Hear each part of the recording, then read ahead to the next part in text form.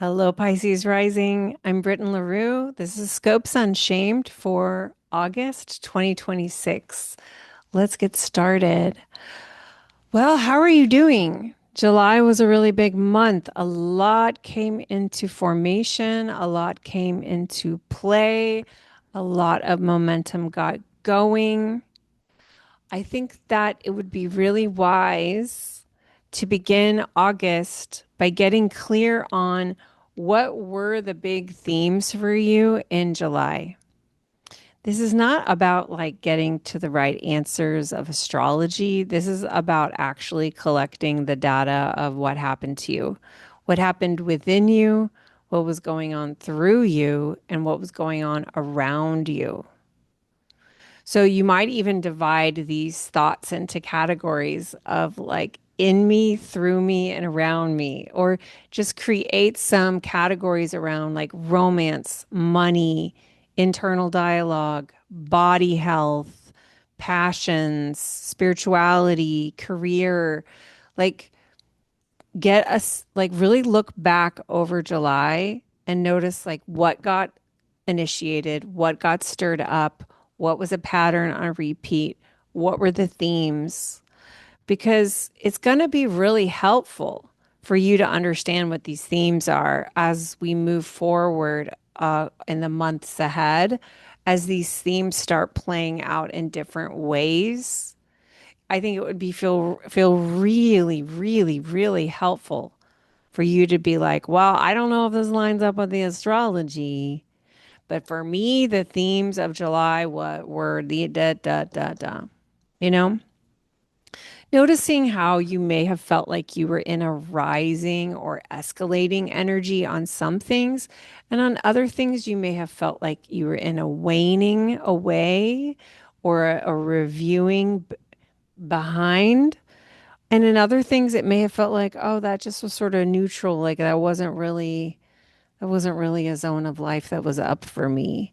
All of that is what I'm talking about. That will all be really, really helpful. Okay. So, moving into August, some of these themes are going to be really continuing. Some of them are going to be ramping up for you. There may be a lot of focused action that is calling to you at this time. So, here we are in Leo season, and you, Pisces rising, have Leo at your sixth house. I use a whole sign system. So for me, your whole sixth house is, um, I was like, did I just get that wrong? No, your whole sixth house is Leo. So, themes around your health may be up, but also themes of just like your energy, your routine, like how you show up every day. You know, the 10th house we think of as the career that we're known for, like our reputation. But the sixth house is like the actual, what does your day look like? Like, what time do you wake up? What time do you eat? What time do you, like, where does the energy go?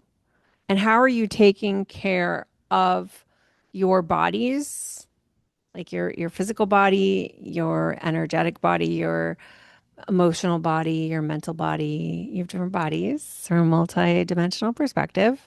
How are you taking care of yourself?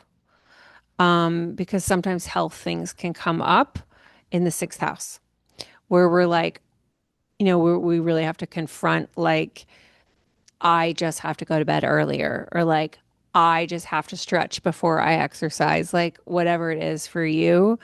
Things can come up in the sixth house that are really showing us where we could reform some of our daily habits to be in a routine that is more sustainable in a long-term way, given the limits of the human body.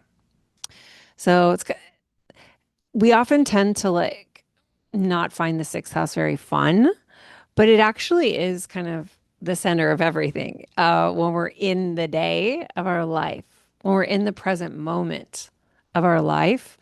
Often our thoughts are around this topic. So those things may have been maybe up for you right now. You know, this is where you could be like, I've decided I'm going to do a different diet. I'm going to do a different program to help with my fitness and my wellness and just to like feel like better in myself. Like those types of things really could be up. And the sun is there and Jupiter is now there for a whole year. And then the Mercury is going to be entering there in August, early August, and there for the month, out of retrograde in Cancer, thank goodness. And then eventually the moon will also be there for our new moon on August 12th. And that's going to be an eclipse. And it's going to be the beginning of an eclipse season because all eclipses happen either in pairs or threes. So, eclipse, when we're talking about eclipses, we're not just talking about a singular event. We're always talking about a window of time because we're including the period between eclipses. So, in this case, there's a 2 week period between the new moon solar eclipse on the 12th, which is happening at 20 Leo, and then the lunar eclipse full moon that is happening Virgo Pisces. The moon will be in Pisces because the sun will then be in Virgo on August 28th. So the window of the 12th through the 28th is our eclipse window. So that whole section of the month is really spotlit. Like we're marking that section off in your calendar. Is it's a special time. Every 6 months we have these eclipse windows. And in these windows, events happen, stuff happens that accelerates human time in the sense that collectively, but also personally, things get revealed that were previously concealed. So it's not like I can't believe that's one thing has now happened and that's the only time it's happened. It tends to be like we now see a conflict that was already there, but we weren't really paying attention to it. Things happen that it like burst through our consciousness, and now we can't unsee what we see. We can't make it really go away unless we just actually want to dissociate from our lives and just like consume, consume, consume and pretend that shit isn't happening. So it's a choice. And if you're a person listening to something called Scopes Unshamed, I'm sure that you are a person who desires to be consciously participating with your life. So in this window of time, it's wise to just kind of mark that 2 week period as a time where you might want padding. Maybe it will be gentle. Maybe it'll be a couple blips. Maybe it will be a massive collective shift because something global happens. Maybe a massive thing will happen in some sector of your life or a subtle thing. You can't say. We can only just play around with possibilities, but what can we do to be skillful to support ourselves? To support ourselves, we can note there's an eclipse window coming. I'm going to need more space. I don't know what I'm going to need more space for, but it's a time when you want to feel like you have more space to respond to life. So that means more space to listen so that when you do speak, when you do act, when you do make a decision about how you want to show up to what's happening, you're doing it from a more grounded, anchored, wise place inside of yourself. And this just feels more skillful. So sometimes in eclipse windows, things will happen where we realize like, I need more boundaries with social media, or I'm going to need more boundaries with that habit. I'm going to need more self boundaries around such and such in order to protect my energy, in order to protect my time, in order to protect the things that I really care about.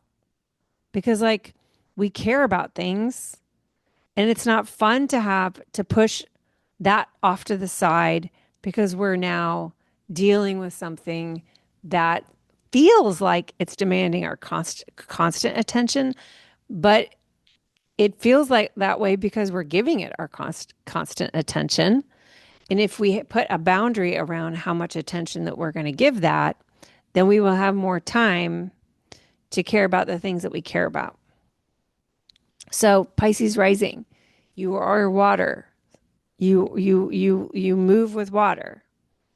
You move with your heart. You move with feeling. You are can be pulled in many directions across the ocean. To create skill in your being a fish, it's important to create like lanes in the ocean and boundaries around where you're going to go and where you're not going to go. We're not going to go there.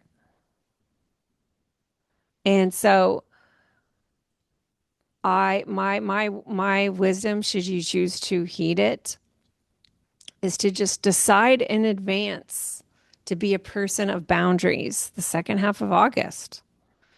Like, what a great time. We got Virgo season coming up.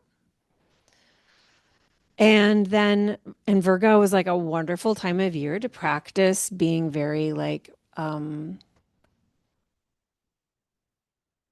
being very picky, being very opinionated, being very precise about our boundaries. And like, no, I'm not giving my attention to that. And nope, I'm not going into that. Nope, I don't need that right now. Nope. Like that is good for the Pisces. I'm a big time Pisces, even though I'm Aries rising. So, letting yourself tap into your where are the deal breakers? Where are the clips? How will you know when to close things off so that you can hold to the channel through the ocean? That's important to you right now because when I'm looking at your chart, I'm seeing a person who has a lot of goals right now and is trying to manifest things and is trying to move things through, does have passions that you're moving along. What do you need to be able to not be completely dissociated from your life and things that can come up? But how do you know how to like cut off, cut it off and come back to your time, what you need, where your focus wants to be, so that you don't have to be in collective feeling 24/7. You'll just get all spread out. You'll get all vast. And then at the end, you'll be like, oh, I really wish that I had implemented something to support myself. Does that resonate? All right. So, yeah, that second eclipse is going to be in Pisces. The moon will be in Pisces. So, the moon will be in your first sign. I tend to love full moons in Pisces. Just feels so good to feel this like swollen water moon full of the love and the interconnectedness of all life. Just really letting it come into your heart. And it being an eclipse, it may be a little extra emotional, and you may feel like you have grief that wants to come through. You have crying that wants to happen. This is beautiful. This is gorgeous. This is right on time. This is appropriate. This is important. There's so much joy and creativity for you on the other side of waves of grief, always. So I would say go with that flow when you get to that second eclipse and it's August 28th and you want to cry. Make a ritual for it to help you.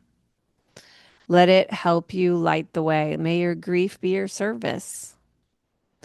So, thank you.